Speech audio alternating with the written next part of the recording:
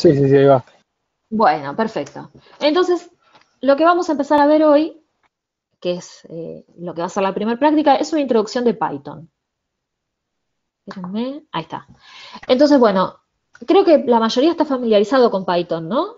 Por lo que estuve viendo que estuvieron escribiendo. Entonces, para los que ya están familiarizados, esta clase les va a resultar un repaso, y les va a resultar medianamente trivial. Para los que no están familiarizados, cualquier duda que tengan cuando terminemos, por favor, pregúntenme. Igualmente, todo lo que charlemos acá en los ejercicios lo van a poder poner en práctica y cuando uno empieza realmente a resolver los problemas es cuando empieza a fluir el aprendizaje de cualquier lenguaje de programación. Así que bueno, primero, lo que estábamos hablando recién. Python es un lenguaje interpretado que permite el tipeado dinámico y es multiplataforma. Si quieren entrar a la página pueden chusmear, lo pueden instalar. En general viene instalado. Vamos a charlar un poco de eso. Este, Soporta distintos paradigmas de programación, programación orientada a objetos, imperativa, funcional. A mí me gusta porque yo aprendí a programar en C primero y lo único que sabía hacer era trabajar en C y muchos años después aprendí Python. Entonces para mí fue como si me sacaran un grillete del pie. Siempre me quedó esa sensación. Entonces tiene una sintaxis súper clara y está llena, como ya estuvieron nombrando, un montonazo de librerías de Python. Está lleno de librerías excelentes que son mantenidas por comunidades gigantes. Así que para mí suma por todos lados. Después, bueno, nada, un poco de motivación. Por qué aprender a usar Python? Bueno, es sencillo de aprender, las librerías son geniales, mucho soporte. Uno puede empezar a desarrollar enseguida. Yo aprendí Python y al toque empecé a desarrollar código, por supuesto de código abierto, y la comunidad es recopada. Así que esos son como los motivos. No sé si Pablo y Lugo me quieren sumar alguno más o Gra, algún motivo más para aprender Python. No. Bueno, uno extra que ya vamos a ver es que es fácil conectar Python con otros lenguajes. No es el único lenguaje en el que se puede hacer, obviamente, pero es fácil hacerlo. Además es open source, como dice Claudio Collado, sí, esa es una razón Sí, licencia de código abierto. Sí, obvia. correcto, correcto. Bueno, un poquitito de historia de Python. Bueno, yo era de los que todavía usaban Python 2.7 y el 1 de enero dije, chau, listo, no puedo usarlo más porque dejó de tener soporte, así que empecé a usar Python 3, reescribí un poco mi código en Python 3, igual todavía tengo Python 2 instalado para correr algunas cosas viejitas. Mi recomendación es que si están trabajando de cero y no se lo instalaron, instalen Python, por supuesto, Python 3, ¿no? O sea, esa sería como mi gran recomendación. Bueno, fue desarrollado en 1989 por este señor, Guido Van Rossum. Medio secote, pero si quieren lo pueden seguir en Twitter. Cada tanto publica lo mínimo indispensable. O sea, cosas sobre la actualización de Python y no mucho más. Nada, para si quieren saber. Después hay como toda una filosofía sobre el diseño en Python. Pueden meterse a mirar. Yo elegí un par de los comentarios del Zen de Python para mostrarles. Hay muchísimos. Que tienen que ver con la manera en la que uno escribe el código. Entonces dice, por ejemplo, bello es mejor que feo, explícito es mejor que implícito, por ahí ese es mi favorito. Simple es mejor que complejo, complejo es mejor que complicado, y si la implementación que ustedes eligieron es difícil de explicar, lo más probable es que sea una mala idea. Y me parece que este Zen de Python es bastante transversal a otros lenguajes también.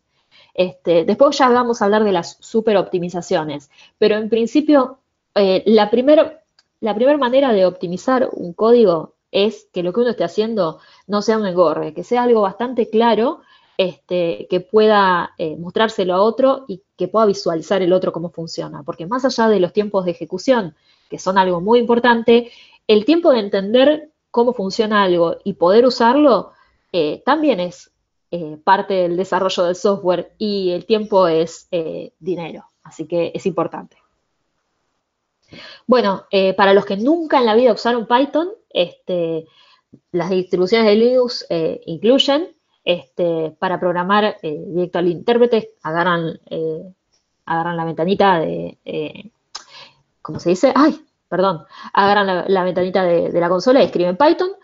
Si quieren ver la versión que tienen, escriben Python -b o Python perdón, menos version y ya está. Ahí pueden ver qué versión tienen instalada. Esto seguramente los que tienen Linux ya lo saben hacer. Bueno, ¿dónde podemos trabajar? Si ustedes se tienen que instalar las cosas y quieren empezar a trabajar, lo más recomendable es armarse un entorno virtual con la versión de Python que ustedes quieran y las librerías y las cosas que a ustedes les interesen. Hay un tutorial muy bueno aquí que les dice cómo armar un entorno virtual de Python y cargarse las cosas que a ustedes les gusten. Es muy recomendable si uno tiene proyectos distintos que necesitan distintas librerías y distintas cosas, armarse un entorno virtual para cada proyecto. Yo lo tengo implementado así ahora en mi computadora para no romper nada y la verdad que está bueno. Si uno hace esto y es prolijo, cuando quiere probar librerías nuevas que necesitan alguna versión especial de algo, puede instalarlo sin romper todo lo que ya le andaba y probablemente necesitaba para el proyecto en el que ya estaba trabajando. Así que para no romper nada, los entornos virtuales súper recomendables. Mismo no sé si Lugo y Pablo tienen algún comentario de eso también. No sé si Gra, porque Gra me parece que se me fue. No, estoy. Ah, está. Ah, Estoy acá, estoy acá. bien. Eh, bueno, yo también suelo trabajar con virtuales, pero también puede ser útil, depende, digamos, cuál es las aplicaciones que hacen ustedes, pero hay muchos entornos o frameworks que hoy en día se usan para trabajar con Python. Como decía Ceci, nosotros vamos a usar Google Colab por esta situación actual, pero en general hay muchas opciones. Podríamos en algún momento, si quieren Comenta. subir, claro, Sí. le puedo mandar. Hay unas como Spider o Anaconda que son todos unos frameworks que se usan muchísimo, pero que no estoy muy, no me copan mucho porque son muy pesados. Claro, Conda es la versión más light de Anaconda, ¿sí? Exacto, Claudio. Sí, hay un mini Y Conda también. si Sí, hay un mini Conda, lo que tiene es que te cargan todas las librerías exacto, exacto, claro. Te carga todas las librerías y todo demás, y tiene como una cuestión muy visual que es muy interesante. Para sí. mí es muy pesado todavía, yo suelo cargar solo las librerías que utilizo, entonces uso VirtualEnv en general, o directamente el Python peladito de la vida y me encargo mis librerías, porque ya tengo mi computadora para eso. Pero cada uno ve lo que, eh, según sus necesidades, ¿no? Creo que no hemos comentado nunca del sistema operativo también. No. No sé cuántos de ustedes usan Linux. El problema que nosotros tenemos cuando empezamos con este curso es que cuando empezamos con este curso en la versión curso de posgrado, en general mucha gente tiene Windows en sus computadoras. Para nosotros eso suele ser un problema. Eh, es más difícil configurar algunas cosas para desarrollo de software en Windows. Por suerte está Graciela, pero la idea es que no salgan corriendo a instalarse Linux, aunque nosotros sí lo recomendamos. La idea es que puedan trabajar de todas formas, por eso como no podemos sentarnos personalmente con cada uno como cuando es el curso presencial que nos traen las notebooks y nos sentamos y vemos cómo ayudarlos a instalar lo que necesitan, hemos decidido utilizar Colab para que puedan aprender a utilizar todas las librerías. De todas formas, igual, si tienen preguntas sobre cómo instalar cosas y los podemos ayudar, por supuesto las pueden hacer. Pero la idea es que vamos a usar Colab, les recomiendo ir al sitio y poder mirar un poco cómo es un cuaderno de Google Colab. Para el que usó cuadernos de Jupyter les va a resultar súper trivial y súper común, no requiere ningún tipo de configuración. Si ustedes miran en una ventanita sobre la configuración del sitio, les da acceso gratuito a GPU si pueden hacer algunas cuentas y les permite compartir cualquier tipo de contenido recontra fácil. Yo de hecho armé unos cuadernos de Google Colab para compartirles a ustedes para hacer la primera práctica. Así que nada, por lo Hago unos pronto, comentarios, perdón, hago unos sí, comentarios sobre lo que estaban comentando en el chat. sí, por favor. Estoy mirando que hay muchos que usan Windows, pocos usan Linux. Bueno, no pocos, no sé, porque de los que comentaron en realidad. por eso comenté lo de Anaconda y lo de que en mi experiencia es lo más fácil para instalar en Windows. Yo no uso Windows, lo instalé también porque otras personas lo necesitaban. Entonces, es realmente arduo el trabajo si uno lo tiene que hacer a mano, todo lo que uno hace en Linux. Por eso les recomiendo en ese caso Anaconda.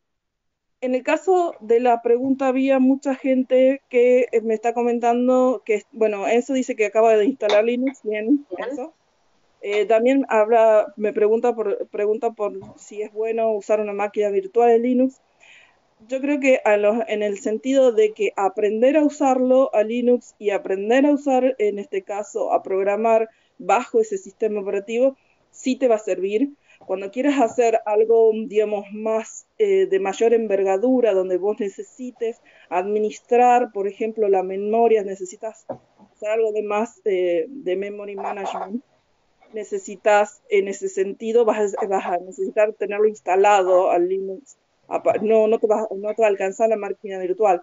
¿Por qué? Y eso contesta un poco también la pregunta de varios que me preguntaban por qué Linux. Una de las Perdón, cosas, sí, yo quiero ir un poco en contra de lo que decís, por supuesto. porque eso es algo que hay gente que lo va a utilizar, hay gente que no. Eh, Más allá de que es código abierto, más liviano, funciona mejor, etcétera, etcétera, hay una ventaja concreta de usar Linux a la hora de programar, A eso iba. porque no tenés la accesibilidad, pero uno dice eso, aprender a usar Linux y parece que estamos en los 90, que hay que compilar el kernel de Linux en tu computadora, porque si no, no No, funciona y tenés que estar 4 días instalando Linux. cualquiera lo Hoy puede bajar e instalar, sí, sí. Hoy en día hay un montón de versiones sumamente amigables. Para mí Ubuntu se ha convertido en una de las menos amigables, pero hay cosas muy parecidas a Windows, por ejemplo, Linux Mint, Mint. que uno lo instala y sale andando perfectamente. No tiene que hacer nada raro.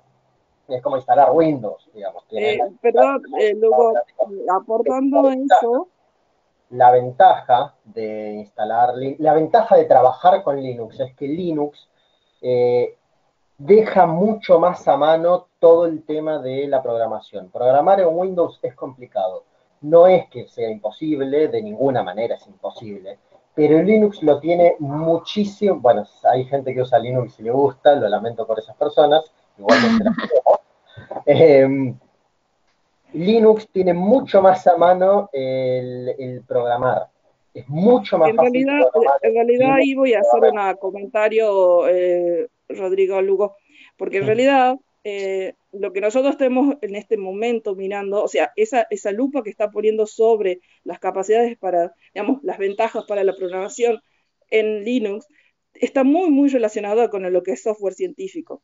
Si hay acá algún informático, algún programador de la vida, van a ver que hay muchos programadores que usan Windows, pero eso no significa que sea bueno. Un poco como dice, hay una cuestión también comercial y económica detrás de todo eso no hay que olvidarlo, y por eso ahí había alguien que había comentado algo al respecto, pero es como dice Lugo, y cuando yo hablé de memory management, hacía hincapié en eso. Cuando uno programa yo he programado en los dos sistemas operativos, yo he nacido con C, digamos, toda mi parte, yo soy informática, he nacido con C, y he programado tanto en Windows como en Linux. Cuando uno empieza programando en Linux, en Windows, el problema que tiene es que tiene muchas limitaciones porque la administración de muchos de los recursos de la computadora los hace por defecto Windows. Y entonces es mucho más arduo hacer ese trabajo que en Linux. En cambio, en Linux a uno le deja más libertad, pero también es como en algunos casos hay que ser un adulto consensual, hay que saber lo que se está haciendo, pero tiene muchas más libertades y muchos más, eh, eh, digamos, le deja al programador como digamos, la decisión o le da todos los permisos para tocar todo lo que necesite en el momento de programar. Entonces, es como dice Lugo en ese sentido. Para nosotros Linux, digamos, tiene mucha importancia para eso, porque además en este curso nos va a importar mucho la optimización. Vamos a tratar de aprender a programar, pero no solo a programar porque sí, ni a los ponchazos, sino a ser eficientes en la programación. ¿Se entiende la idea? O sea, nosotros buscamos eficiencia, optimizar nuestros códigos. Muchos de ustedes les va a pasar que tienen simulaciones sumamente pesadas. Entonces, eso es lo que estamos tratando de apuntar. Y en ese sentido, si ustedes leen algo de la comunidad de computación de alto rendimiento, si ustedes, todo lo que se hace de alto rendimiento se lo hace en Linux y ese es el motivo. ¿Sí? Un detalle, tenemos una máquina virtual dando vueltas nosotros que después la podemos poner a... Sí, sí. Nosotros tenemos armada una máquina virtual en Linux que tiene cargadas las librerías y todas las cosas que usamos de este curso. Se los iba a comentar, tenemos eso disponible para aquellos que quieran intentarlo. Por supuesto no es obligatorio ni nada, para la entrega de ejercicios y todo nos va a bastar con los cuadernos de Colab y las cosas de GitHub. Pero en principio para todos aquellos que quieran aprender un poco más, si quieran extenderse, si quieran meter un poco la cuchara, hay una máquina virtual y bueno, si alguno quiere instalar Linux, las versiones de Linux Mint, Ubuntu, aunque a Lugo no le guste, y esas son versiones que más o menos son manejables y que cualquiera puede, dentro de cierto conocimiento, bajar, instalar y empezar a usar. De hecho, no necesitan borrar Windows para instalarla, cualquiera de los instaladores de Linux les permite hacer un dual boot y conservar su versión de sistema operativo que ya tenían. Así que esa es una opción. Si alguno quiere dar el paso y necesita ayuda, también los podemos ayudar. También hago una aclaración ahí también que, digamos, apoyando lo que dice Ceci, nosotros no sé si llegamos a darlo en este curso, porque en general es diferente el formato de este curso al del WTPC, el workshop que damos, pero si ustedes entran a nuestra página del workshop, van a encontrar, hay algunas clases que están ahí, algunas diapositivas, donde habla de todas las herramientas GNU, que son todas las herramientas que puedan necesitar para empezar a animarse a usar Linux, aquellos que no están tan familiarizados, ¿sí? Y como dice Lugo, hoy en día es todo bien visual, digamos, ¿no? Bueno, entonces, un Gracias, poco... gracias. Sí, No, sí, sí, no, Carlos, eso es. que sí, sí que hay muchas preguntas. Me espero. copié Sí, por hablando y no hice los deberes, perdón. no, no pasa nada, no pasa nada. Contestamos las preguntas y luego seguimos ya un poco con el uso del intérprete. Sí, Preguntan por bueno, ya las recomendaciones hemos dado, también preguntan por los prácticos, creo. ¿Cómo vamos a ir dando los prácticos? sí, a través de cuadernos de Google Colab con instrucciones de lo que tienen que hacer. Yo armé unos cuadernos para cada uno de los ejercicios y tienen instrucciones que ustedes tienen que ir siguiendo y a medida que las vayan siguiendo van a ir completando esos cuadernos con código y nos los van compartiendo. No, probablemente yo habilite en el campus para que ustedes puedan subir individualmente cada uno sus links con los cuadernos y que yo los pueda revisar y después ponerles, no sé, un entregado o algo para que quede la evaluación formal dentro del campus, que fue lo que me pidieron, que quedara todo anotado ahí. Pero sí, la idea es que van a ser notebooks que ustedes completen. De nuevo, todo lo que hablamos de la instalación del software, si alguno quiere la máquina virtual o todas estas cosas, por supuesto son optativas. Para la entrega puntual de nuestros trabajos nos vamos a remitir a Google Colab y después a Git. No sé, ¿hay alguna más? Bueno, hay muchas opiniones sobre las distintas distros de Linux, Sí, pero está muy bueno. A ver, en general, si ustedes ya conocen Linux y ya tienen experiencia, digamos, con el que más se siente cómodo es lo mejor, digamos. Esa sería totalmente. sería la recomendación. Si uno es muy bueno, lo tiene muy claro a alguno de esas distros de cómo administrar, hablamos del sistema operativo, bárbaro, usan esa. Lo que nosotros decimos es para los que están empezando, ¿no? Claro, claro, tal cual. Bueno, no sé si hay alguna más puntual, pero si no, sigo con el intérprete. Yo, perdón, ¿puedo hacer Sí, una consulta? sí. Que antes, cuando mencionaban Anaconda y todo eso, ¿sería lo mismo que Google Colab o Jupyter Notebooks? Porque yo, A- o sea, lo ubico de nombre, pero no sé lo Anaconda, mencionar. Anaconda es un instalador de todas las librerías de Python, Python y sus librerías científicas. O sea, perdón, no, Python, vos tenés que tenerlo instalado y te bajás Anaconda. Lo que pasa es que yo nunca lo instalé en Windows.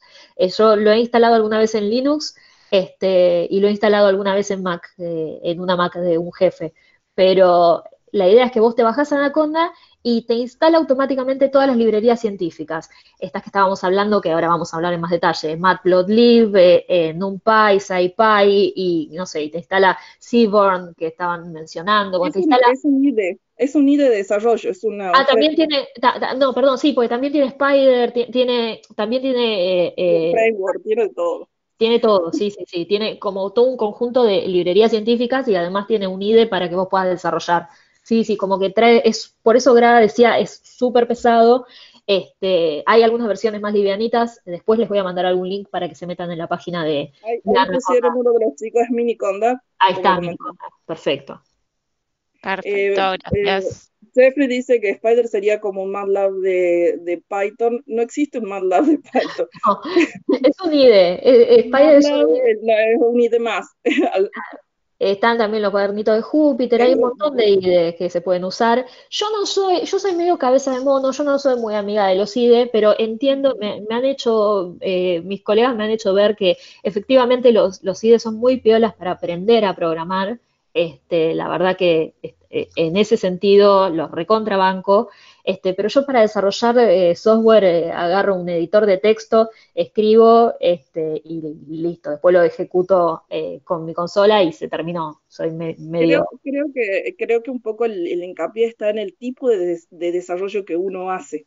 Mm. Cuando hace uno desarrollos de software, digamos, de propósitos generales, por ahí, digamos, se usa más lo que la comunidad esa está usando. Entonces, ahí se usan muchísimos IDE de desarrollo. Ahí es común tener un IDE de desarrollo. En estos ámbitos de la programación científica, hay como, digamos, a nosotros nos gustan las cosas más rústicas. Entonces, eh, sí, pero sí tiene sus ventajas en cuanto a depuraciones. Está bueno, algunos tienen, no estoy hablando específicamente de uno, pero hay algunos que tienen algunas herramientas de depuración que por ahí son fáciles de visualizar y cosas para integración con otros frameworks, o si uno desarrolla, por ejemplo, cuando uno hace desarrollo web, uno tiene que tener muchas cosas integradas, digamos, del frontend con el backend y un montón de cosas que por ahí esos IDEs son muy útiles. Pero Ujú. bueno, nada, yo Sí. incluso para web uso también así, rústico. Bien ahí. No, bueno, sí, yo empecé a usar los cuadernos de Júpiter un poco cuando empecé con Google Colab, porque te permite hacer desarrollo, poner texto y cosas que están muy buenas cuando uno quiere dar una clase o explicar. Para todos aquellos que estén tomando este curso y también en algún momento les toque dar clases, y ahora que estamos todos con la virtualidad, tal vez los cuadernos de Júpiter son súper prácticos para poder mostrar ejemplos, para poder hacer algún gráfico con algún análisis de datos muy puntual y mostrarle a los estudiantes. Así que en ese sentido le veo que tiene varias ventajas. Bueno, pero vamos ahora a lo básico de lo básico de lo básico. ¿Qué es lo que uno puede hacer con el intérprete? Uno escribe Python en su consola y le va a aparecer bello intérprete y entonces ahí puede empezar a escribir operaciones, así a lo cabeza, que esto la mayoría ya lo saben hacer. Entonces, ¿qué operaciones pueden hacer? Y pueden hacer operaciones aritméticas, hay algunas funciones, ¿sí? Por ejemplo, en este caso yo me estoy definiendo un vector y le estoy pidiendo al intérprete que me lo imprima en pantalla. Una operación tan sencilla como esta. Para aquellos que es la primera vez que lo ven, es muy sencillito, esto lo pueden probar incluso la mayoría en sus computadoras, abrir un intérprete de Python y escribir directamente alguna operación. ¿Sí? ¿Recuerdan cómo era, no? No lo puse, pero escriben Python y llaman al intérprete, tanto como eso. No les quiero mentir, pero acabo de poner el dedo en donde decía Python en lugar del cursor, como si ustedes estuvieran acá conmigo. Esto de la virtualidad me mata, perdón. Entonces, bueno, algunas ideas básicas, ¿no? Sobre Python. En un lenguaje estático, un nombre de la variable está ligado a un tipo y a un objeto. En Python, puede tomar distintos valores en distintos momentos, o incluso un tipo diferente de dato del que ustedes tenían previamente. Para la gente que sabe programar en C, esto les puede resultar como una patada en el traste. Uno no necesita definir las variables, uno define las variables a medida que las va llenando. En este caso yo digo x igual a 1 y entonces esto automáticamente es un tipo de dato. Pero después yo puedo usar esa misma x para definir otro tipo de dato, en este caso un string. Entonces, ojo con eso porque puede ser súper flexible en Python, pero también puede ser súper peligroso. Algo que decía Gra es que uno tiene que ser un adulto consensual cuando usa este tipo de escritura, porque uno tranquilamente puede volver a definir una variable, pero tiene que recordar que hizo eso. Después, bueno, ¿qué tipos de datos uno tiene? Bueno, en general tiene varios tipos de datos. Tiene variables booleanas, enteros, puntos flotantes. Uno que es como para mí la estrella de esto, que son las listas. Yo adoro las listas porque se pueden hacer muchísimas cosas. Bueno, tienen tuplas, tienen string, tienen algo que se llama set. Hay un montón de tipos de datos. La idea es que ustedes puedan meterse y mirar todos los tipos de datos que están definidos y su característica, si es mutable o inmutable. Después, algunas ideas para entender qué es mutable y qué es inmutable, se las voy a dejar acá porque ya me estoy yendo con el tema del tiempo y me van a odiar, pero después pueden jugar un poquitito con el intérprete corriendo esto para ver cuándo las variables cambian o cuándo el estado de la variable se conserva. Es un poco esa la idea. Y va a depender del tipo de variable, si es mutable o inmutable.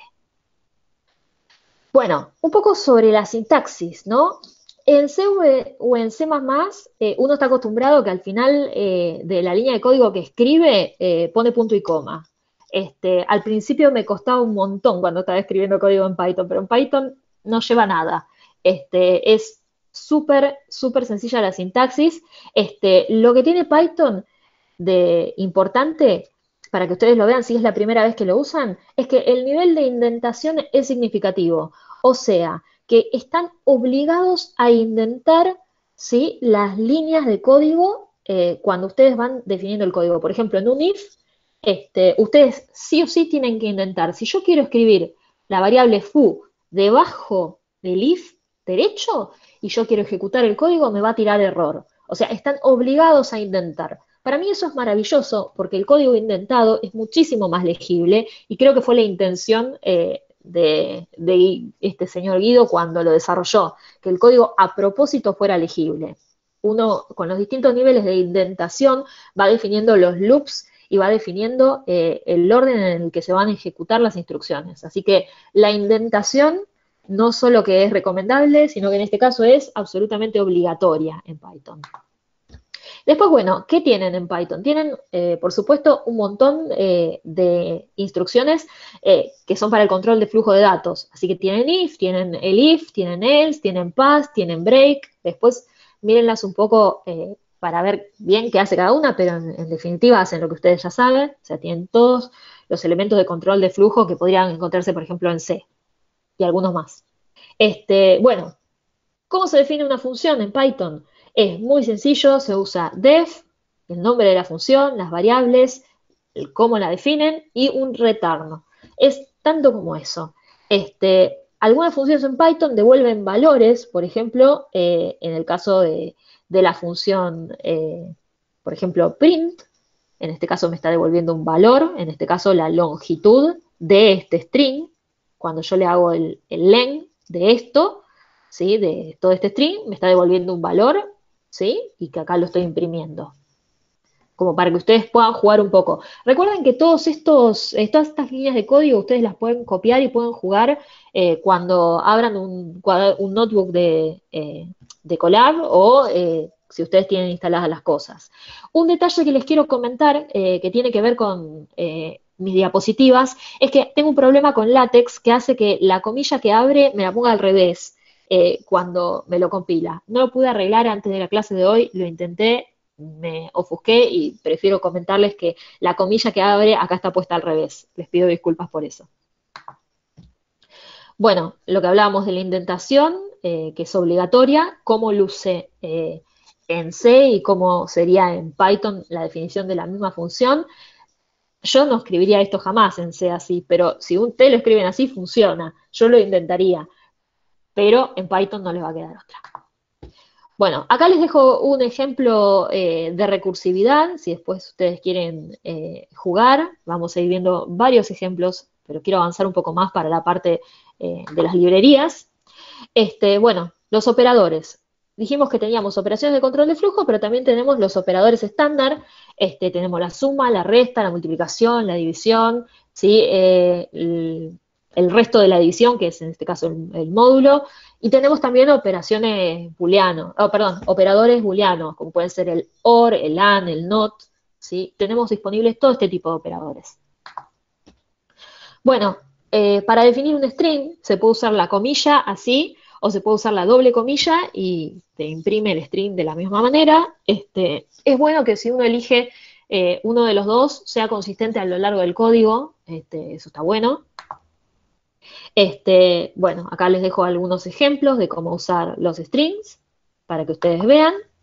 Y sobre las estructuras pueden tener, por ejemplo, listas, ¿sí? Pueden tener tuplas, pueden tener diccionarios, pueden tener conjuntos, ¿sí? Acá está definido en cada caso todas las estructuras.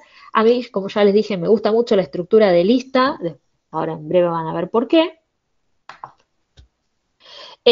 Bueno, primero porque se pueden acceder usando un índice y se puede hacer algo que se llama slicing, que es tomar elementos o partes de la lista. Entonces, por ejemplo, si yo tengo una lista que es A, ¿sí? El primer elemento de la lista es poner 0 adentro de la definición de la lista. Este es el primer elemento de la lista A. Este es el segundo elemento de la lista A. Esto es un pedazo de la lista que va del elemento 3, ¿sí? Porque es el 0, ¿sí? El 0, el 1, el 2, es del elemento 3 al elemento 6, ¿sí? Y así. Pueden definirse cosas como esta, por ejemplo. Yo quiero del 3 al 11, ¿sí? Cada 2. ¿Sí? Por ahí es medio incómodo lo que estoy diciendo, pero el elemento 0, si quieren lo decimos con el elemento 0, pero todo para que ustedes sepan que el 0 es el primer elemento de la lista. ¿Sí? Si ustedes quieren obtener el último elemento de la lista en Python, ¿sí? Es el -1. Ese es el último elemento de la lista. Me parece practiquísimo. Y si ustedes ponen el -2, es el anteúltimo, el -3, el antepenúltimo, y así. O sea, las listas tienen mucha flexibilidad. Y también se pueden definir por comprensión. No pueden definir los elementos de la lista por comprensión. La verdad que es practiquísimo. Les recomiendo probar todas estas cosas, definirse alguna lista de elementos y probar a hacer todas estas cosas. Bueno, se pueden hacer un montón de operaciones, así que hay métodos asociados a las listas que les permiten sumar elementos, pueden contar los elementos, pueden extender la lista con una secuencia nueva de elementos, pueden buscar el índice de la lista, pueden insertar elementos en una determinada posición de la lista, pueden hacer muchísimas cosas.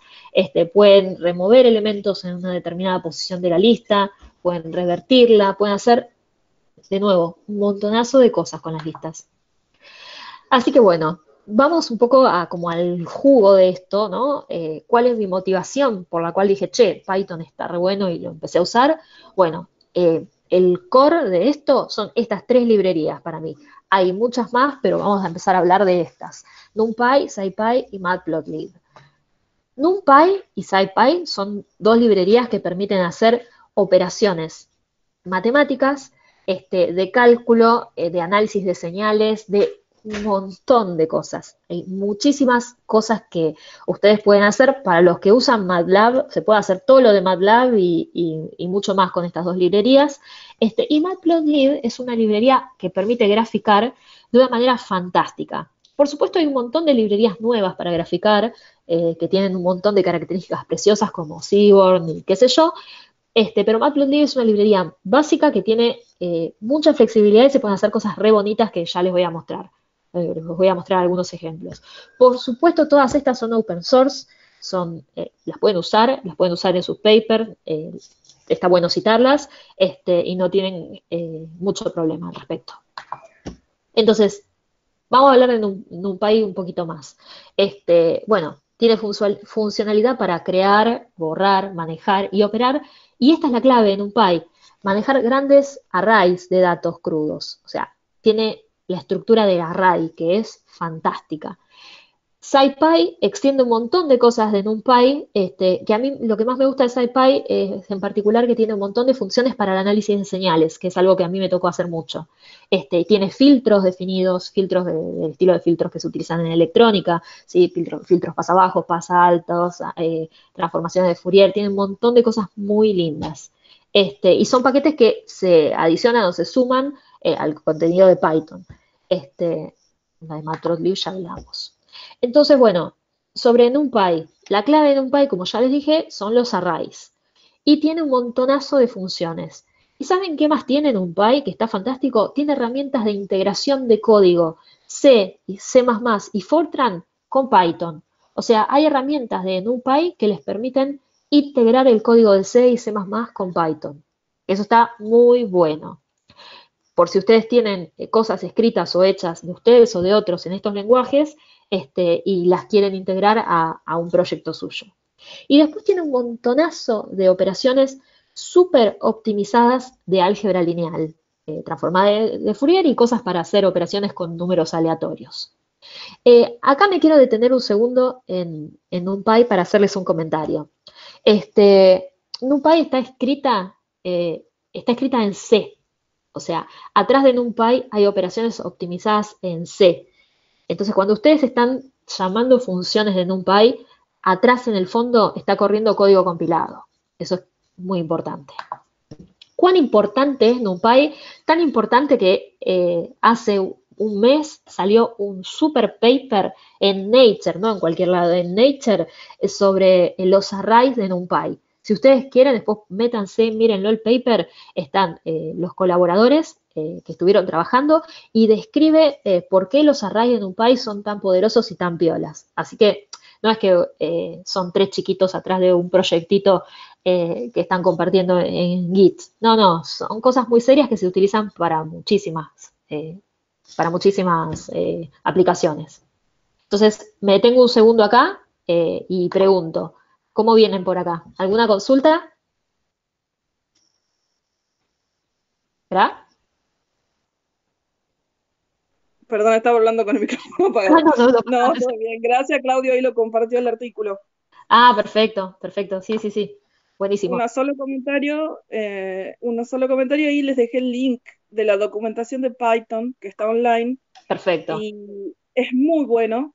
Aquellos que tienen experiencia, por ejemplo, en Fortran o en C, saben el dolor de cabeza que son las documentaciones y las ayudas que te dicen son muy vagas, no son muy precisas.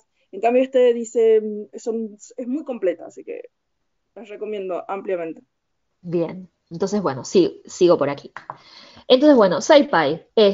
Bueno, como les decía, este paquete está muy bueno, tiene un montón de funciones para procesamiento de señales. Si están haciendo cosas con audio, es fantástico, o si están haciendo cosas no sé, qué sé yo, con datos que son multidimensionales, está muy piola. Permite también hacer algunas cosas de clustering y tiene operaciones también de integración numérica. Herramientas para trabajar con matrices sparse, bueno, algunos análisis estadísticos, bueno, herramientas para resolver ecuaciones. Tiene muchas cosas piolas que pueden meterse en el link de la documentación y chusmear porque la verdad que está bueno. Bueno, y de Matplotlib, como les decía, es una librería para graficar. Puede hacer gráficos 2D y hay un poquito que se puede hacer 3D bastante piola. Produce imágenes en un montón de formatos de gran calidad, haciendo unos scripts muy sencillitos en Python. Y saben que admite también integración con notebooks de Python, con Jupyter, con aplicaciones web, y pueden hacer incluso algunas aplicaciones con interfaces con estos toolkits de interfaces de usuario que tienen, que son gráficas. Así que hay muchas cosas que se pueden hacer con Matplotlib, la recontra piola, y les sugiero mirarla porque es una buena librería. No sé qué usan para graficar, si quieren escribir, además de Matplotlib, qué usan para graficar ustedes en su trabajo, lo pueden comentar. Yo creo que esta es una lindísima opción.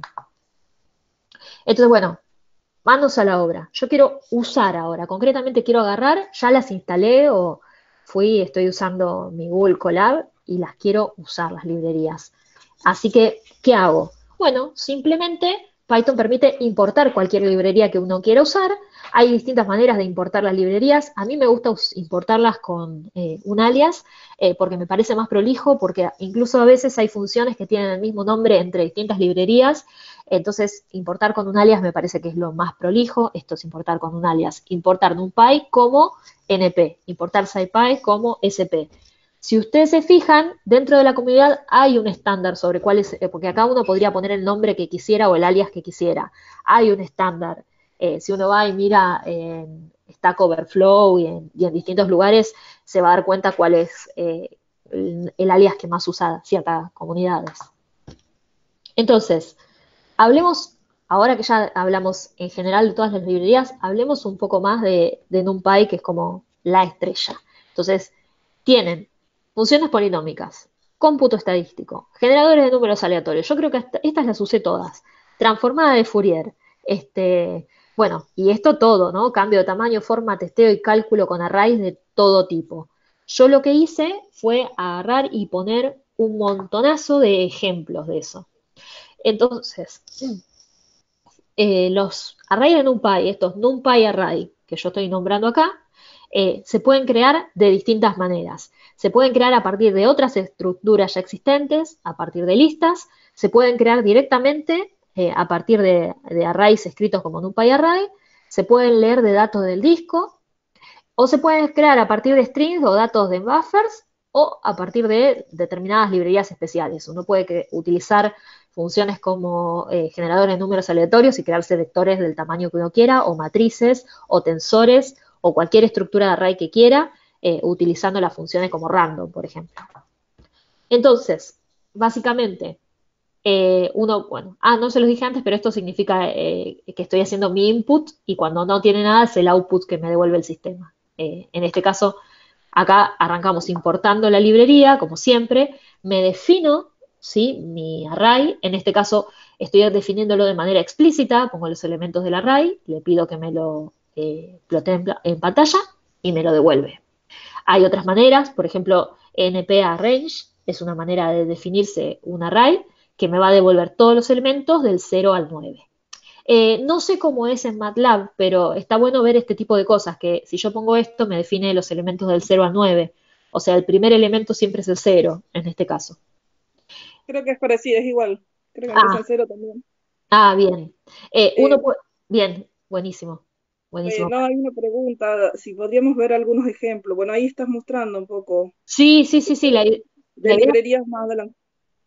Sí, más adelante hay algunos ejemplos concretos donde combino todas estas ideas. Les voy a dar ejemplos bien claros que son los que uno necesita cuando está haciendo investigación, que son cómo abrir archivos, cómo hacer un gráfico, cómo hacer un ajuste. Les voy a mostrar todo en estas diapositivas. Está pensado con las necesidades de ustedes. Así que bueno, por ejemplo, si yo me quiero definir un array, pero quiero que los elementos sean la variable de tipo punto flotante, se lo puedo especificar. Entonces pongo, me defino mi array como del 2 al 10, punto flotante, y entonces me pone 2, 3, 4, 5, 6, hasta el 9, ¿sí? Definidos en punto flotante. Esta manera, por ejemplo, me puedo definir del 2 al 3, ¿sí? Cada 0.1. Entonces, fíjense, 2, 2.1, 2.2, 2.3, 2.4 y así, ¿sí? Y después, si no tienen la función line space, que les da tantos elementos entre este valor entre este valor y este valor, me da tantos elementos espaciados, ¿sí? Hay un montonazo de funciones que ustedes pueden buscar para poder crearse arrays de distinta manera. Entonces, se los dejo ahí un segundo para que lo miren. Por ejemplo, lo que yo les decía, pueden crearse arrays completos de ceros para después utilizarlos para hacer otra cosa. En este caso, fíjense, NumPy ceros, 5, 2. ¿Qué quiere decir esto? El primer elemento fila, el segundo elemento columna. ¿Sí? 5 filas, 2 columnas. ¿Sí? Entonces tengo... sí. Perdón, te puedo interrumpir 2 segundos porque me cuesta muchísimo escribir la respuesta a una pregunta. Y cuando dale, capaz que la bola puedes decir antes de seguir para que no se acumule. No, está perfecto, está perfecto. Porque muchos han quedado con el tema del alias de NP, de NumPy, y me preguntan si es necesario sí o sí poner NP antes de poner la función. En este caso, si yo lo definí con el alias, sí, claro, tengo que poner NP y la función, porque es esta función de NumPy. Sí, Una forma, una forma de verlo, en Python todos son objetos. Si alguien conoce programación orientada a objetos, para que lo tengan claro, y si no lo va a conocer porque luego les va a explicar en una de las clases. Pero básicamente, ¿qué son los objetos? Son los objetos como la vida de misma, ¿no? La vida real. Entonces, en este caso, NP es un objeto y la forma de mencionar qué funcionalidades tiene o métodos tiene es poner el nombre del objeto, punto, y su funcionalidad en este caso. Entonces, lo que está diciendo es ceros, que es una función que lleva por ejemplo, la que está poniendo ahí Ceci ahora, le estamos mandando una tupla de 5 y 2, y lo que está haciendo ceros, pero no es cualquier ceros, sino es el cero que está implementado en NumPy. Eso significa. Y por eso también Ceci hablaba del alias, porque por ejemplo está la math, y math es una librería que tiene muchas cosas repetidas con NumPy, muchas funcionalidades repetidas. Entonces va a tener el mismo nombre, pero son distintos objetos que tienen distintas librerías, claro. distintos módulos. Poner el alias es una manera de traquear cuál es la función de dónde la estoy sacando, cómo está escrita, porque lo más probable es que las funciones sean, tal vez tengan el mismo nombre, pero estén implementadas de manera distinta. Un buen ejemplo, me parece, es entre SciPy y NumPy. Existen algunas funciones para generar números aleatorios, creo que se llaman iguales, y están implementadas distintas.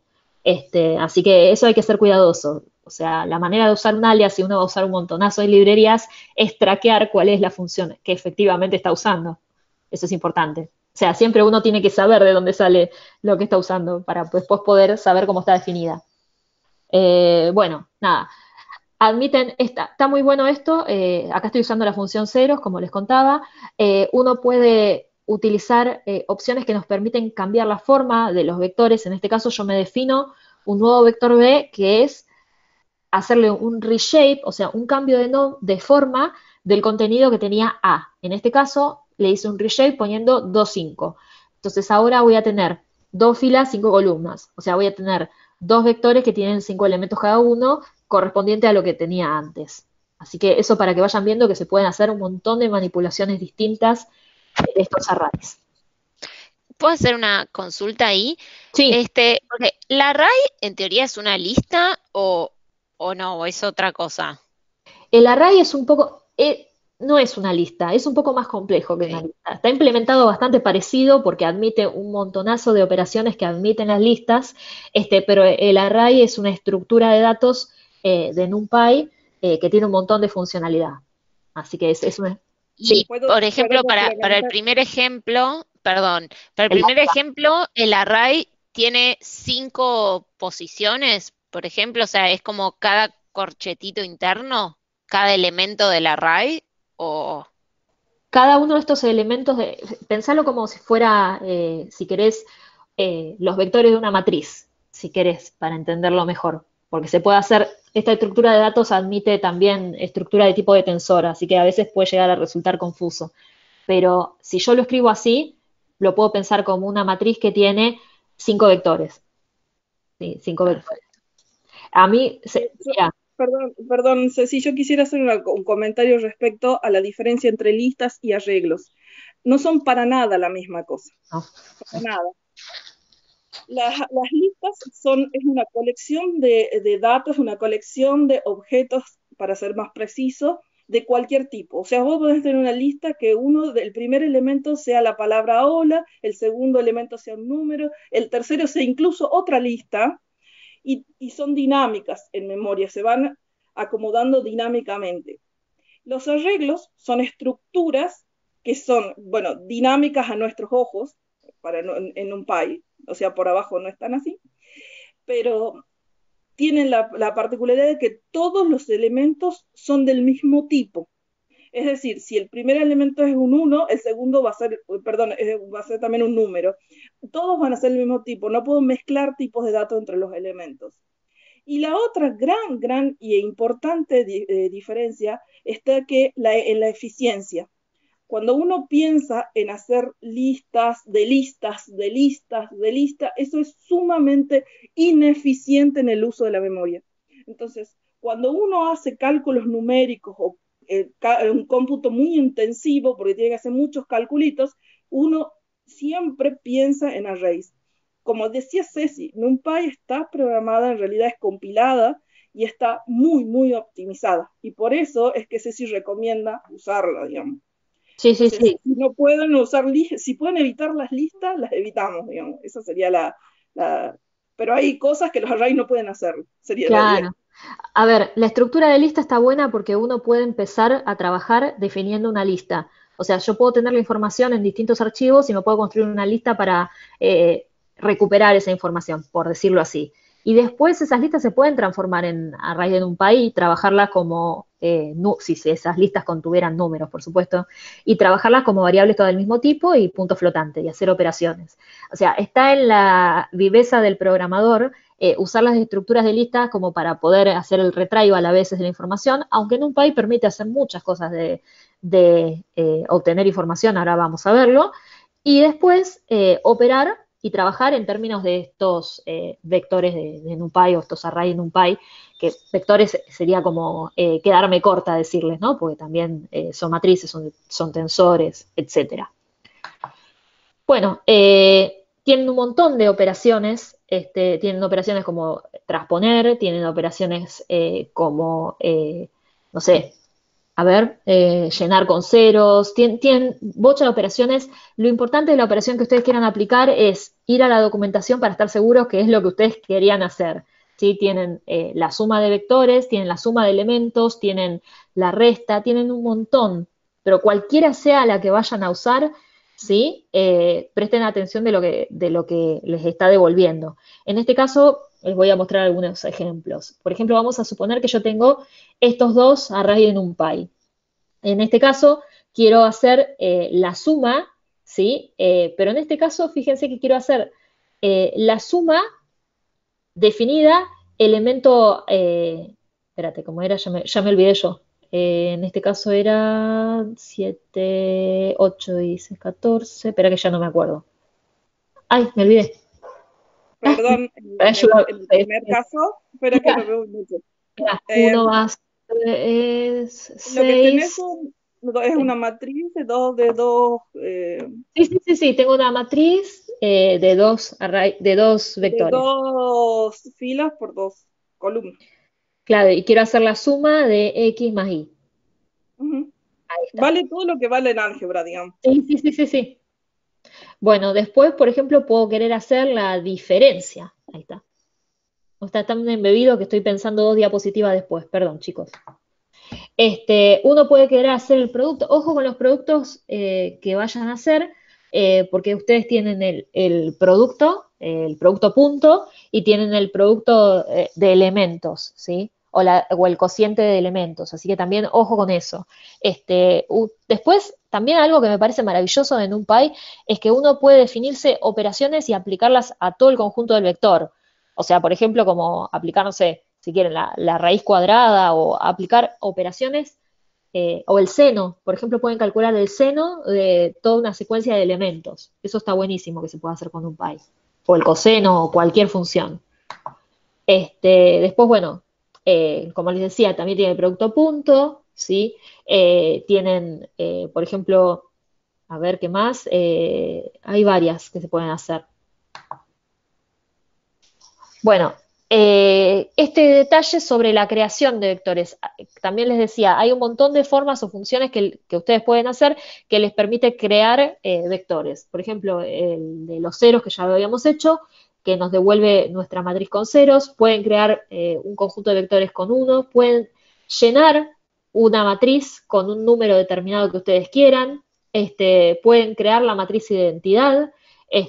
Pueden llenar una matriz con elementos aleatorios, ¿sí? Eso es súper útil para un montón de cosas, de simulaciones, etcétera. O sea, hay un montón de maneras de llenar, de crear un vector y llenarlo con algún contenido. Después, hay algo que a mí me gusta mucho, que si ustedes después quieren lo pueden mirar, si no lo ven bien ahora con la pantalla, después cuando les dé las diapositivas lo van a ver bien. Hay unas charts que están muy buenos, donde están todas las operaciones básicas ¿sí? Que tienen para la creación de arrays, operaciones matemáticas, cómo se hace este slicing o la indexación de elementos. Está recontra bueno. Así que se las recomiendo mucho, son del Datacamp, un montón de charts. En este caso es un chart que corresponde a NumPy. Después lo mismo tienen para otras cosas, en este caso es el chart básico de SciPy y todas las cosas que se pueden hacer, aunque la documentación está muy clara, o sea, si ustedes entran a la página de SciPy está función por función que hay. Estos charts son lindos porque les muestran de una cuáles son las operaciones más comunes que se pueden hacer. Lo mismo con Matplotlib, o sea, ustedes pueden agarrar y hacer plots súper básicos, o gráficos súper básicos, para aprender a usarlas siguiendo los charts. Pero déjenme recordarles que yo les voy a dejar un ejemplo para ustedes.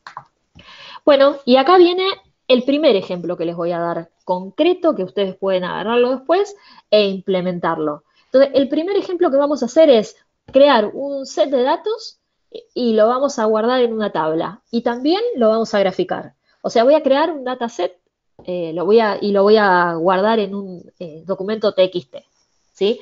En este caso, importé la librería Math, importé NumPy e importé Matplotlib. Entonces, me creo mi archivo de salida, donde voy a guardar la información. En este caso fui re original, le puse tabla txt, W significa que voy a escribir datos ahí. Y entonces ahora me voy a crear, o sea, recuerden, creé mi archivo simplemente aquí. Importé las librerías, creé mi archivo, ¿sí? Y ahora lo que voy a hacer es generarme un conjunto de datos. En este caso me voy a crear un array que tiene esta cantidad de elementos, ¿sí? Y entonces a ese array le voy a aplicar el seno, ¿sí? ¿Se acuerdan lo que les dije? Que se podía calcular el seno de todo el array, pero el seno de 2 por pi por esto, porque nada, quise utilizar una cuenta para la frecuencia, no importa mucho eso. Lo que importa es que estoy calculando el seno, ¿sí? De este array. Estos números que dejé es para que después ustedes los puedan modificar y vean cómo cambia el resultado de salida. Los puse bien explícitos. Entonces, el seno, me creo el seno también de ese array, pero con otra característica o con la mitad de la frecuencia. Y entonces ahora tengo, fíjense, 3 arrays. Tengo un array que llame X, uno que va a ser el I1 y otro que va a ser el I2, en este caso, seno 1 y seno 2 lo llamé. Y después un nuevo array que lo llamé sin, que va a ser la suma de esos dos. Y entonces ahora me voy a crear una estructura, que en este caso llame vector, que contiene X en un eje, o si quieren, X es uno de los elementos, y el otro de los elementos, ¿sí? Es esta suma de los dos. Entonces ahora lo que puedo hacer es darle darle un print para ver efectivamente cuál es la forma de esto que yo me había creado, ¿sí? Y una vez que vi la forma que tiene, si es la forma adecuada, por ejemplo, lo puedo salvar, ¿sí? Fíjense, numpy.saveText, o sea, esta función saveTxt es una función de NumPy que me permite salvar en el archivo de salida que yo ya me había definido esta estructura de vector que me construí. Entonces la voy a guardar con el formato, le digo qué delimitación quiero y le pido un encabezado. Entonces está buenísimo porque ya pude hacer todo esto, que es un montonazo, que es definirme una estructura de vector, ¿sí? Verla la estructura que tiene, ¿sí? Imprimírmelo por pantalla y salvar esa estructura en un TXT. Pero además, como plus, ¿sí? Puedo agarrar y hacerme un gráfico de esa estructura. Entonces me defino la figura, me defino qué es lo que voy a graficar. En este caso, este va a ser el eje X multiplicado por este número va a ser el eje X, sin va a ser el eje Y, que son todos los elementos de la estructura, le pido el color, perdón, lo spoileé, le pido el color y le asigno un label o una etiqueta. Y de chapa le pongo nombre al eje X. Y finalmente salvo mi figura en un JPG. Lo puedo salvar en un JPG, lo puedo salvar en un PNG, en un PDF, en lo que ustedes quieran. Y fíjense, como salida voy a haber obtenido acá un bello gráfico, en este caso donde el eje X es un vector que le asigné unidades de tiempo porque me pareció, y el eje Y es alguna amplitud construida a partir de la suma de estos dos elementos. Y después mi salida, ¿sí? Mi tabla, yo acá le puse las líneas, pero porque la tabla directamente en el TXT les va a aparecer con el head, con el encabezado, y luego los números correspondientes. Puse un pedacito porque la tabla era muy larga. Entonces acá tienen el primer ejemplo completo de cómo utilizar Python, y NumPy y Matplotlib para generarse un dataset y salvarlo en un archivito TXT y además hacer el gráfico de eso que uno se generó. Lo cual a mí me parece como súper práctico de ver todo junto, puesto en un código y nada, fíjense, son 20 líneas, no es nada. Así que bueno, no sé, Graf, fíjate si hay alguna pregunta de esta parte, pero por supuesto que el ejemplo y las diapositivas les van a quedar para ustedes y es recontra básico el ejemplo y está pensado para alguien que nunca usó Python. No, todo ya fui comentando por ahí, por la plataforma, y me han ido ayudando también los chicos. Genial. Me queda una duda todavía, porque vos decís que es una función el array, pero esos números que toma, que son números aleatorios, digamos, o son números... No, me los definí yo. Fíjate que es del 0 al números 441. consecutivos del 1 al, está bien eso. Listo. No, está Hace una perfecto. serie de datos y a esas las asigna un arreglo. O sea, por eso devuelve un resultado, como resultado un arreglo con esa serie, digamos. Ahí está. Ahí está. Bueno, sigo entonces con el próximo ejemplo. Bueno, ¿cómo abrir un TX? Al revés ahora, vamos al revés. O sea, porque en esta les mostré cómo generarse un dataset, guardarlo y plotearlo. Ahora vamos al revés. Vamos a tratar de cargar un archivo. En este caso, importo NumPy, ¿sí? Me defino un nombre y hago un np load.txt, el nombre del archivo, ¿sí? Y cómo está delimitado. Entonces, por ejemplo, quiero imprimir, perdón, chicos, acá esto porque me olvidé de cambiarlo, acá deberían ir paréntesis porque en Python 3, si ustedes no le ponen a la función print paréntesis, no funciona. Eso es un error mío. Recuerden que acá tienen que ir paréntesis. Entonces le pongo, esto funciona bien en Python 2, pero Python... Entonces, por ejemplo, si yo quiero imprimir el primer elemento de la columna, file you want 0, me va a imprimir el primer elemento. Si yo quiero toda la columna, por ejemplo, hago el traspuesto de todo esto y me va a mostrar ahora el primer elemento del traspuesto. O sea, esto para jugar un poco con las estructuras de datos. Les recomiendo hacerlo, yo creo que subí alguna tabla o con la tabla que ustedes se generaron lo pueden hacer, con la tabla que se generaron en el punto anterior, para jugar un poco con las estructuras y el vector está... A mí me cuesta siempre un montón verlo, por eso tengo que ver siempre el shape del vector, porque tengo problemas con la lateralidad, pero de esta manera ustedes pueden ver si la estructura es vertical o horizontal y si está en el formato que ustedes la necesitan para procesarla. Bueno, vamos con el tercer ejemplo. En este caso, el tercer ejemplo es cómo hacer un ajuste y graficarlo. Y en este de cómo hacer un ajuste y graficarlo, de Japa vamos a ver cómo definir una función para usarla en nuestro ajuste. Entonces, arranco de nuevo. Sí, ¿escuché ahí por ahí un ruido? ¿No? Sigo. Entonces, en este caso, de nuevo, importamos las librerías que necesitamos y acá en este caso, miren, les voy a mostrar algo. De la librería de SciPy no voy a importar todo SciPy. Voy a importar, ¿sí?, un elemento de optimización que es CurveFit, que es la función que nos va a permitir hacer el ajuste. Este CurveFit es la función de SciPy que nos permite ajustar. Entonces, bueno, me importo las cosas que voy a usar, ¿sí? Ahora, me defino la función que voy a utilizar en mi ajuste. En este caso es una función que tiene 4 parámetros, ¿sí?, la variable y 3 parámetros de ajuste. Y entonces ahora me voy a definir un dataset de juguete. O sea, me voy a definir un conjunto de datos de práctica o de juguete. En este caso me defino primero el vector t, que va a ser equispaciados los elementos de 0 al 4, 50 elementos. ¿Sí? Porque nada, se me ocurrió eso, que es completamente arbitrario. Y entonces ahora, fíjense, este tem que me estoy definiendo es fit fun, que es el nombre de mi función, t, y le estoy asignando valores a los parámetros. Fit fun t, y le asigno valores arbitrarios, 2.5, 1.3 y 0.5. Estoy definiéndome este temp, ¿correcto? Que es una función de t. ¿Qué significa eso? Fíjense, t es este vector. Y estos parámetros son estos parámetros de aquí. De manera que, de nuevo, lo que voy a obtener en temp es el resultado de aplicarle la función funFit a mi vector que me definí. Todavía no hay ningún ajuste acá, ¿correcto? Entonces, acá hay elementos de y. Solamente me definí un vector x y un vector y. Ahora me voy a definir un poco de ruido en esos elementos. A temp le voy a sumar y restar el 25% de una función random, ¿sí? El 25% de una función random que tenga la longitud total de estos elementos. O sea, le voy a sumar más o menos 0,25 multiplicado por cada elemento random, ¿sí? Es un poquitito para hacerle ruido. Me estoy generando un dataset de juguete. Entonces ahora yo voy a tener T y no y sí, que van a ser mis datos posta.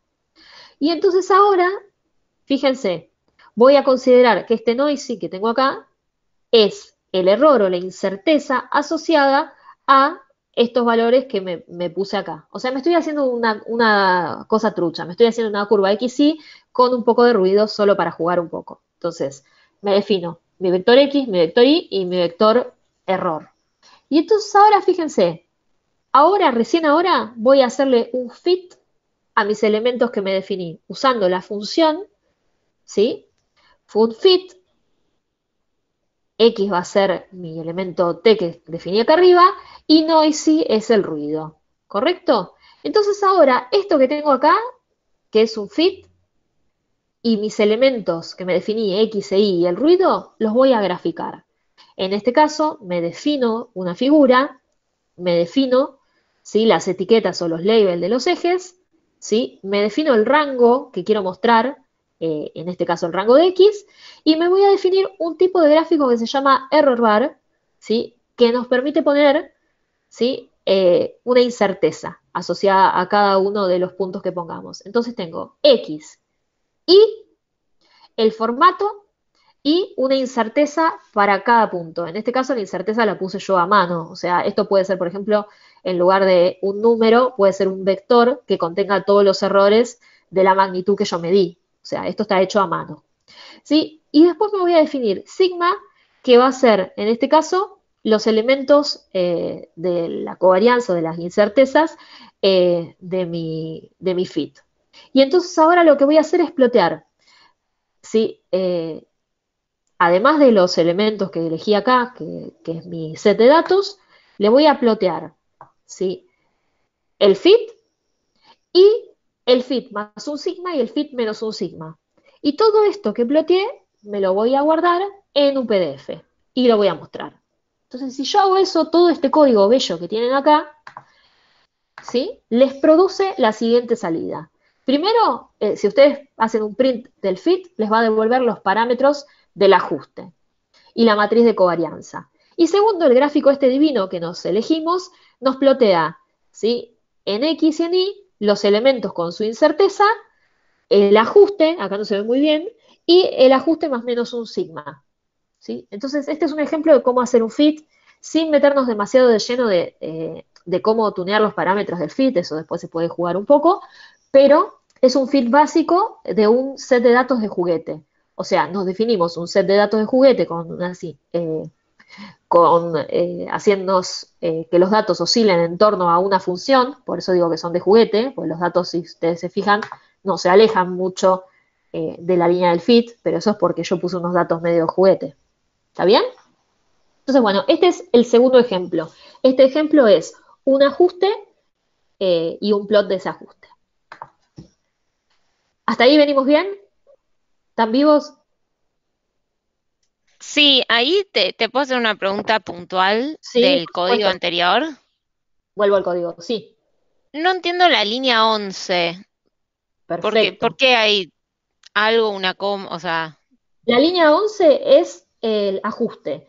Y el ajuste lo que me devuelve son los parámetros del fit y los elementos de la matriz de covarianza. Entonces, este gráfico que vos, perdón, acá. Esto sí, que vos pero ves no acá, entiendo la estructura, perdón, ¿eh? el primer elemento Es como si fuese un vector. claro, el primer elemento Ok. de ese vector son estos tres y el segundo elemento de ese vector es esta matriz. este elemento fit parameters, ¿sí? Sí. Contiene este vector y el segundo elemento contiene esta matriz. ¿Por qué? Porque la función curveFit, si vos vas, esta función que está definida dentro de SciPy, te devuelve como estructura estas dos cosas, donde cada uno de estos es un vector que contiene la matriz de covarianza y los parámetros de tu fit. Ok. ¿No está perfecta la Ok. pregunta? Sí, está perfecta. Una pregunta. Sí. Cuando vos pones, ¿podés ir al código? Un segundito. Sí, Lo que no me queda claro es, porque curveFit está definida en la librería, pero correcto, FitFunc vos la definís. exacto. Entonces, lo que no me queda claro cuando la definís, ¿cómo sabe cuál es cada Porque uno de los parámetros que le pones ahí en los argumentos, digamos? fíjate que yo le puse acá, los parámetros de la función son estos, ¿correcto? Y mira, acá está t. En el segundo elemento de la función te dice respecto de quién tengo que hacer el fit. Respecto de quién hago el fit, cuál es mi variable respecto de la cual voy a hacer el fit. Y lo primero es la definición de la función, donde la definición de la Está bien. función tiene. ¿Sí? No, está bien. Sí, No, sí, no, está está bien. perfecto. Perdón. Está perfecto. No, pero fíjate que es importante. Eje X, eje Y de lo que voy a fitear. Yo le especifiqué. Está bien, sí, ahora. Gracias. Cecilia, una consulta, porque vos hiciste mención a que sumabas y restabas el 25%. Yo lo que veo en la fila 10 es que está sumado. ¿Y restado dónde es que está? Porque como esta función random te devuelve números positivos y negativos, a veces te queda este término positivo y a veces te queda negativo. Ah, bárbaro, gracias. No lo entendí. Está perfecto, porque la función random normal te devuelve una distribución normal de elementos donde a veces te quedan positivos y a veces te quedan negativos porque está centrada en cero. Bárbaro, gracias. Bueno. Ceci, ¿puedo hacer un comentario? Es respecto de la devolución, en el momento dado, ustedes ven que devuelven los parámetros y la matriz de covarianza. Es una pequeña digresión respecto de que puede haber mucha gente que, había gente que había trabajado con C o con otros lenguajes, donde una función se define como un módulo o una modularidad, digamos, a la que se le envía un parámetro, o sea, se le envían argumentos y reciben parámetros de salida. Por definición debería tener un parámetro de salida porque tiene la definición de funciones de matemática. En Python, a la pythónica, Claro, digamos, claro, de forma pythónica, pueden devolver más de una cosa. Entonces, verdad. en este caso, lo que les está devolviendo es un arreglo, dos arreglos, un vector y una matriz, que las dos cosas son arreglos. Por eso es que lo ven, como ven de esas dos cosas. Entonces, lo que hizo Ceci ahí es ponerlo en dos variables, a ese resultado, lo que devuelve la función. Lo separé en dos objetos. Un objeto que va a ser los parámetros del fit y otro objeto que es la matriz de covarianza. Creo que ayudaría mucho evitar usar la palabra vector. Yo soy físico y programé durante muchos años y me costó sacarme de encima la palabra vector. Sí. Es arreglo. Es arreglo, tal cual. Porque de N dimensión o de N dimensión, exactamente. Exactamente. Pues son arreglos. Vector. Son tensores, sí, totalmente. Son matrices, sí, estoy de acuerdo. Y aparte, digamos, formalmente en el lenguaje se llaman array. Claro, sí, tal cual. Nosotros lo traducimos como vectores, digamos. O sea, tenés toda la razón. Bueno, algunos ejemplos más de cosas, de gráficos y cosas interesantes que se pueden hacer, ahora un poquitito más generales les voy a dejar, pero bueno, en principio para las personas que nunca tocaron Python, creo que estos ejemplos son ejemplos que son sencillitos que se pueden hacer. Espérame un segundo porque creo que tengo acá alguien. Me pareció que alguien se había conectado, no, pero se ve que. Ahí está, el pop-up de alguien. A admitir. Ahí está. Graciela, que pobre, se había desconectado, me parece. Ahora sí. Sí, era importante. Si Gra no está conectada, sonamos. Ahí. Bueno, entonces, hasta acá estos ejemplos los puede hacer cualquiera de las personas que nunca tocaron Python. Ahora voy a hablar de algunos ejemplos que por ahí son un poquitito, más raros o más complejos, pero de todas formas, para todos los que nunca lo vieron, las librerías te explican cómo usar cada uno de los componentes. Yo simplemente estoy dando ejemplos de qué cosas te permite hacer, nada más o menos sofisticadas, así que no se asusten. Es solo para mostrarles la variedad. Entonces, ahora sí, por ejemplo, acá hay algo que les quería mostrar porque yo estuve trabajando con sonogramas. La función, Matplotlib tiene una función súper interesante que les permite hacer sonogramas, o sea, espectrogramas de la señal, o sea, transformada de Fourier de la señal, súper interesante, así que se los quería mostrar. Por ejemplo, se pueden hacer este tipo de gráficos cuando uno tiene una señal de entrada, y SciPy te permite transformar en arreglos o en vectores todo el tipo de información de sonido. Si quieren mirar un poco sobre cálculo de envolvente, frecuencia fundamental o cómo alinear segmentos de series temporales, yo hice algunos trabajitos. Cada uno de estos trabajos tienen que ver con estos temas, y si alguno lo necesita porque trabaja en particular en análisis de señales, puede meterse. Cada trabajo tiene asociado el código. O sea, pueden chusmearlos. Cada uno de estos trabajos tiene el código en GitHub, si alguno lo necesita. Se puede usar. Así que bueno, nada, eso se los quería mostrar porque en su momento fue algo que yo necesité usar y no encontraba del todo claro y tuve que desarrollar, y después me di cuenta que las piezas de código que uno desarrolla para análisis de señales le pueden servir a otros. Después, ¿qué otras cosas son interesantes y se pueden hacer? Por supuesto, SciPy tiene una bella librería para hacer integración numérica que está buenísima y es súper práctica, permite hacer distintos tipos de procesos de integración numérica. Acá lo que les estoy mostrando es el resultado, la primera de las pantallas que les muestro, es el resultado de una ecuación que integré numéricamente. En este caso, con el método, se pueden elegir los métodos que usen, puede ser Runge-Kutta, puede ser Euler, puede ser el que ustedes quieran, y está recontra explícito. Pueden meterse en la librería y chusmearlo. Y después también se puede hacer cálculos súper sencillos donde se obtenga numéricamente la derivada, y bueno, después se pueden hacer todo tipo de gráficos. En este caso yo grafiqué la derivada y grafiqué la posición, uno en función de la otra, así que nada, como para mostrarles qué tipo de cosas se pueden hacer. No es difícil, realmente lleva pocas líneas de código y queda súper claro. Además, en este caso, si ustedes ven, yo le marqué los mínimos a la función. También hay funciones dentro de SciPy y de NumPy que permiten hacer detección de picos o detección de mínimos, que están muy buenas. A ver si eso es, estoy recibiendo un mensaje, a ver si es Graciela que me quedó afuera. No, estamos bien.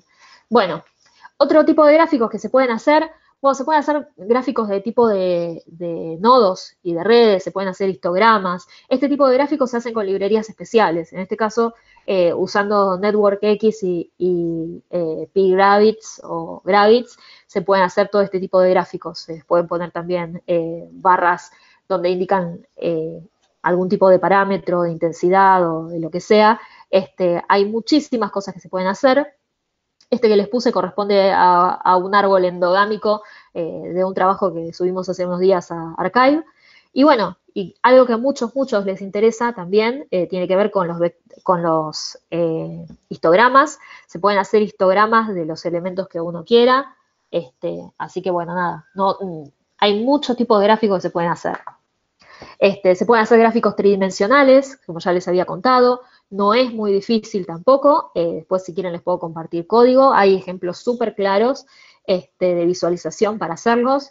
Esto yo los usé para mostrar algunas cosas en Análisis 2. Así que, nada, gráficos 3D también admite. De manera paramétrica uno le da la función y los hace y quedan perfectos. Y bueno, ¿y qué más podemos hacer con los datos? O sea, hay un montón de elementos de visualización y cosas que se pueden hacer. ¿Qué más se puede hacer con los datos? Con las herramientas basadas en estas 3 librerías que vimos. Hay un montón de herramientas. ¿Qué es lo que nos importa de los datos en general? Uno puede hacer visualización, uno puede hacer análisis, donde significa identificar determinadas características de esos datos. Uno puede hacer procesos de clasificación, o uno puede estar interesado en querer hacer implementación de algoritmos inteligentes, ¿sí? Todo esto que tiene que ver con Machine Learning. Entonces, ¿qué hay para hacer? Un montón. siempre uno aconseja empezar por lo más básico, o sea, si uno tiene un conjunto de datos y quiere hacer un estudio, bueno, empezar por cosas sencillas como, por ejemplo, regresiones lineales. Después hay otros algoritmos más sofisticados como, no sé, los árboles de decisión, o algo que está súper de moda, en lo que yo un poco trabajo también, que tiene que ver con redes neuronales. Todos estos algoritmos existen librerías disponibles para implementar. Para que entiendan un poco de qué va toda esta historia de Machine Learning, para el que no lo esté usando actualmente, bueno, uno habla en general de inteligencia artificial, ¿sí? Uno habla de Machine Learning a un subconjunto de lo que sería este tipo de algoritmos, y Deep Learning es un subconjunto dentro de lo que sería aprendizaje automático que tiene que ver con redes neuronales de varias capas. Eso es un poco la idea para saber cuando uno está hablando de estos temas. Existen algunas librerías pero muy buenas que usa mucha gente. Quiero saber si alguno las ha usado, me lo escribe en la columna y ahora lo miramos, como Scikit-learn. Esta librería tiene, a mí me gusta este gráfico porque les dice qué hacer con los datos, por eso lo puse, según la cantidad de datos que tengan, qué tipo de análisis tienen sentido hacer.